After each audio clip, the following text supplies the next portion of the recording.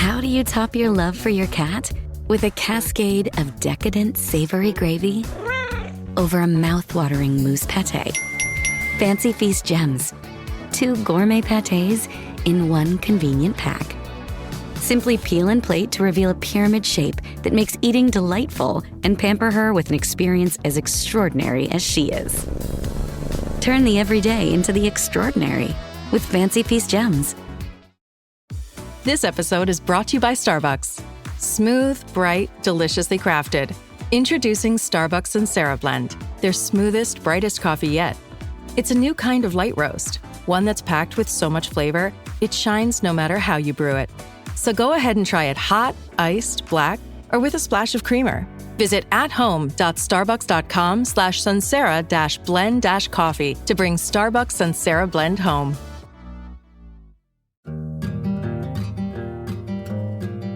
Welcome to Farm Year Daily, a field-forward podcast. I'm your host, David Geiger. Today on Farm Year Daily, it's been a little wet and disease is popping up. We'll take a look at crop conditions over in northeast Iowa. Then I'll take a moment to chat about the last couple of days of events that I've attended here in Des Moines. Please be sure to like and follow the podcast as well as our social media at FieldForwardPod. We would love to have you join our community, keeping folks informed about what is affecting our farmers. This is Farm Year Daily.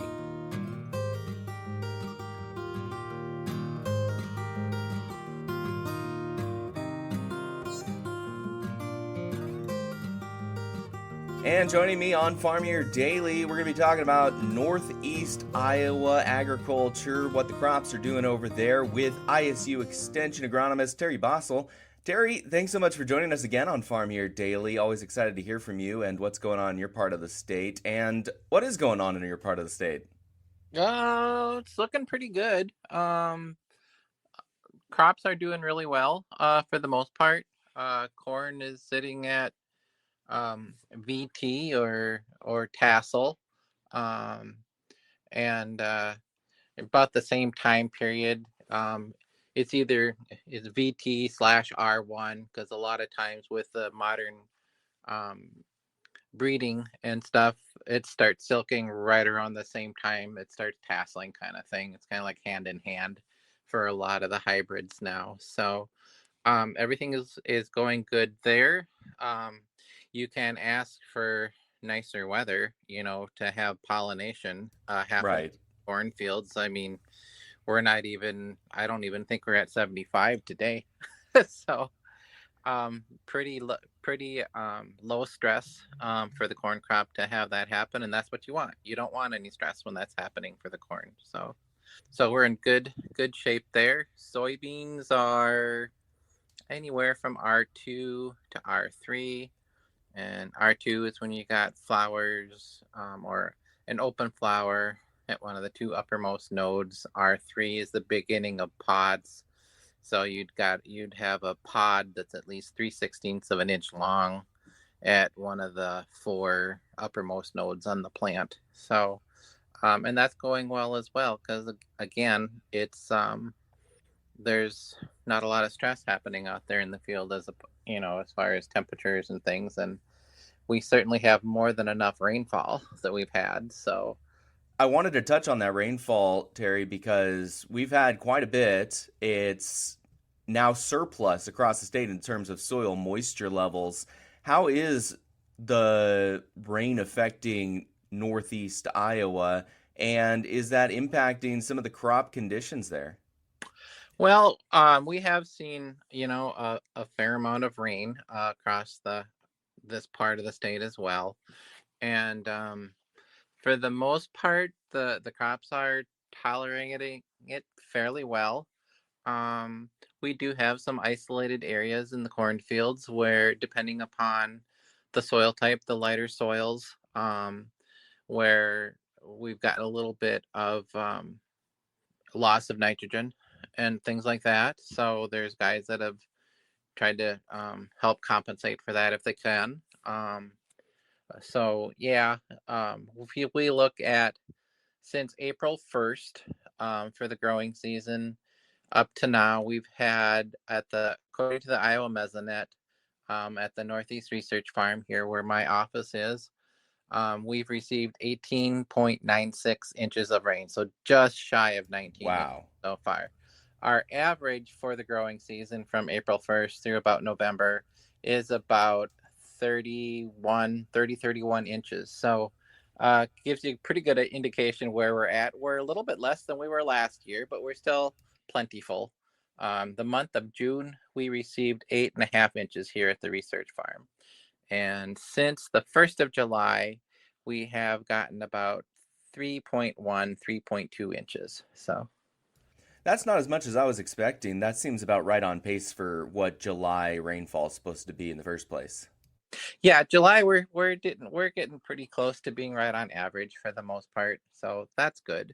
And that, but so for the most part, the crops look really good around here. That we're starting to see, some diseases pop up here and there a little bit. The ones in corn to be the most concerned with right now would be gray leaf spot, because we've got perfect temperatures and we've been set up pretty well with a little bit of the warmer temperatures beforehand to develop.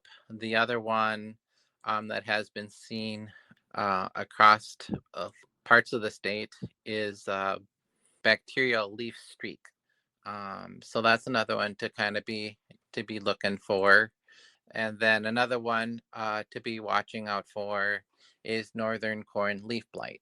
So those would be the majors. And then of course there's tar spot to be concerned with too. So those are the main ones to be kind of looking out for as you're scouting and looking at the corn. Right. And I think that that has combined with some of the rainfall concerns that we've seen, is that later this month we're going to see a pretty large outbreak because of how wet it has been. Have you had similar concerns from farmers you're hearing from? Well, everybody's always we've got really good yield potential here, so guys are being as adamant for protection for the crop as much as possible, for it. So those are, and this time of the year is when you're, the times to be kind of out there and looking and seeing what's out there to see if there is a fungicide treatment that's warranted or not. So, and then of course we always have corn rootworm. That's another pest in corn this time of the year to kind of be looking for and scouting and looking for lodging and that type of a thing to put in your back burner for management, things to be considering for the following year or 2 years, depending upon if it's going to be into corn, depending upon your rotation and things like that. I guess the next question would be, are there any other pest issues going on? Are we seeing some insect pressure, any problems with weeds in the pasture areas of northeastern Iowa? Oh, there's some pests. I mean, we've still got Japanese beetle that are have each year we kind of battle them a little bit for things in specifically in soybeans a lot. Um, as far as weeds, there we have heard some reports where the guys have kind of battled some weeds this year that are kind of still out there a little bit here and there. So yeah, we've had some field calls in that, or some um, calls in that regard too. And this is a hard time of the year to do anything with them, because both the corn and the soybeans are at the physiological stages where um, you really can't go out there and do anything with them. I guess my last question before I let you go today is, what is the next thing you're really looking for? I know you mentioned disease is something to keep an eye on while you're scouting, but is there anything you're watching for as we close out July over the next 2 months in northeastern Iowa? Probably in that regard is we look at kind of we get the corn taken care of for the most part. We start looking at, the rest of the growing season for the soybeans, continue to scout for foliar diseases. There has been an ICM uh, article put on by Darren Mueller here, And he has stated here in the article that they've noticed that there has been a little bit of sudden death syndrome popping up, and white mold. You think of all the moisture that we've gotten. Both of those diseases are kind of rear their ugly heads when we see ample rainfall through the state. So those would be a couple things to kind of be on the eye. And then also, the later on in the season, there's soybean aphids to be monitoring for, as well as the defoliating pests like Japanese beetle, bean leaf beetle. If we do turn a little bit drier, then we can also see grasshoppers kind of pop up, but hopefully, we don't have to worry about them. Terry Basol is the Northeastern Iowa agronomist for Iowa State University Extension. Thank you so much for joining us, Terry, on Farm Year Daily. You are welcome. Happy to be here. This is Farm Year Daily. I'll have a bit of a note to make at the end of the program about the last couple days of events. But first, we'll take a look at the marketplace. Ryan Reynolds here from Mint Mobile. With the price of just about everything going up, we thought we'd bring our prices down. So to help us, we brought in a reverse auctioneer, which is apparently a thing. Mint Mobile Unlimited Premium Wireless. How to get 30, 30, bit to get 30, bit to get 20, 20, 20, bit to get 20, 20, bit to get 15, 15, 15, 15, just $15 a month? Sold! Give it a try at mintmobile.com/switch. Upfront payment of $45 for 3-month plan, equivalent to $15 per month required. New customer offer for first 3 months only. Speed slow after 35 gigabytes if network's busy. Taxes and fees extra. See mintmobile.com. And the trade closed mixed on Thursday. September corn down 3 1/4 at $4.02. December falling 3 cents at $4.21. Soybeans in August 8 cents higher at $10.21.5, with September 6 1/4 more at $10.12 even. Soybean meal in August 30 cents a ton in the green at $268.70. September wheat 7 3/4 down at $5.33.5, with December falling 7.5 cents at $5.54 1/4. In the livestock market, close for Thursday, August live cattle 22 cents a hundredweight weaker, $223.67, with October 42 cents down at $220.32. Feeder cattle in August 57 cents a hundredweight down at $325 even, with September falling 42 cents at $325.42. Lean hogs in August $1.40 a hundredweight more at $105.82, with October $1.90 in the green at $90.60 a hundredweight.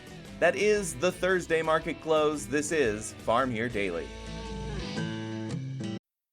Got some good news for your ears. More of that good stuff is coming up.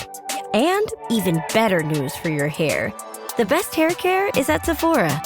They've got all kinds of products for every kind of hair. From brands like Amika, Kerastase, Day, and K18. You knew where to get great audio. Now, you know where to get great hair care too.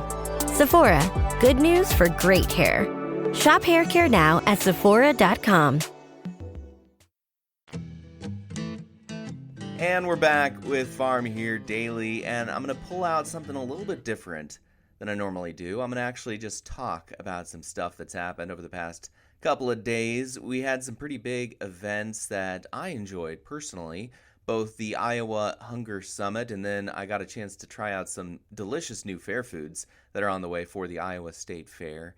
And I wanted to go over both of those topics because it kind of touches on a point that's I'm personally very passionate about, and that is the connection of farming and farmers to more urban spaces, places that don't understand them. As an agriculture communicator, that's something that I've always been pretty passionate about. I personally did not grow up on a farm. I was not someone with a farm background when I started, so much of what I learned over the last 12 years was, in fact, new. And in fact, today I still run into things from time to time that I did not quite realize that I somehow managed to dodge or miss in terms of information about farming and agriculture. And just to start with the Iowa Hunger Summit as kind of the first option of the two events that we had the last couple of days, is just the conversation about hunger. And that is something that I feel is a really easy way to connect agriculture and production with people in urban areas that may not necessarily understand the people in production. And helping solve hunger problems is such a universal issue. It's not political in the fundamental nature of it, of making sure people are fed and have access to food. It is really a human and moral right, as Norman Borlaug said. And that was something that I really noticed at the event as well, was some of the kind of radical things Norman Borlaug, a guy credited with feeding 1 billion people, saving 1 billion people from starvation through his work in hybrids, through his work in advocation and communication of agriculture across the world. And I think that that idea to be radically for making sure people are fed is something that completely goes hand in hand with farmers and agriculture. And so I really think, as a takeaway from that event, it's good to note and it's good to think about the opportunities that we have being in the agriculture space to just talk about food and hunger and try to connect that and try to make that as a part of the conversation, a part of the dialogue. Because you have things like the Farm Bill, which has typically tried to connect things like, for example, supplemental nutrition assistance and farm programs as a way to unite all political sides to support a bill that includes food and includes agriculture. It is a very common denominator to make sure folks are fed. And of course, in the breadbasket, we like to make the claims of we feed the world. And I think that's a pretty important mission statement of farmers in general. And so I really like to, as a communicator, express the importance of continuing to advocate for making sure folks are fed and coming up with solutions and compromise to make that happen, as opposed to making it more political in nature. The other topic I was going to cover is a little bit more on the, how do I say it? Maybe flippant or fun side, which is testing some new fair foods. But at the same time, I think the fair is another really good spot where folks who have no idea where their food comes from or what it takes to make food or what it takes to grow or produce products like folks do in agriculture, it's a really great way for them to see that firsthand, even if it's just as simple as seeing a piglet or a calf or touching a chicken. And yeah, there's plenty of other stuff that goes on at the Iowa State Fair that are not related to agriculture, but there is so much related to it from the FFA and the 4-H groups that are making stuff and being involved. I think it's just another really important spot where folks in farming and folks in agriculture can communicate the need and the importance of what is done, and also communicate why there are certain positions folks in production, folks in agriculture have in order to continue to make their businesses operate and continue to make their businesses efficient and profitable for themselves and their families. And so I really would just like to encourage folks and talk about that in the future and continue talking about that, because I just thought about that a lot over the last couple of days, and I wanted to share some of that with you on this program today, Farm Here Daily. I'm not sure if I'll do these types of statements often, and I don't really know if it's too much opinion or if it's maybe deviating from kind of the newsy aspect that I like to talk about. But I would just like to make sure that that is a part of the dialogue and continue to expand and open up my knowledge and my experiences of agriculture with all of you. So feel free to shoot me a comment or an email or a note on social media or by phone or what have you. If you have any thoughts on it as well, would love to hear from folks about that as well. Thank you so much for taking a moment to listen to my experiences over the last 2 days at the Iowa Hunger Summit and the Iowa State Fair new food taste testing opportunity. This is Farm Here Daily, a Field Forward podcast. Thank you so much for listening. Again, in order to continue to produce this type of local content, we would love to have you join our community. So please follow the podcast as well as our social media channels at Field Forward Pod. You can also find me on social media at Geiger Reports, as well as WHO TV Channel 13 every weekday in their morning and noon hour programs. Again, I am your host, David Geiger, and I'll be back again tomorrow, everybody.